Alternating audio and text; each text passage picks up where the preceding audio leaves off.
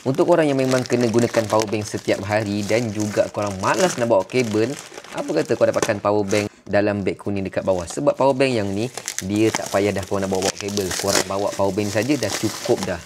So, dalam kotak ni, apa yang korang akan dapat adalah beberapa benda. Satu kabel Type C ke Type A untuk cas. Dan power bank yang kecil comel je ni, boleh bawa ke mana-mana. Cantik. Serius.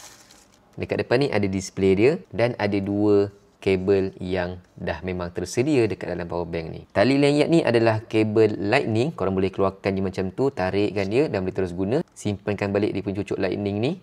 Dan belakang ni pula adalah kabel Type C. So korang keluarkan aja macam ni, boleh terus cas phone korang.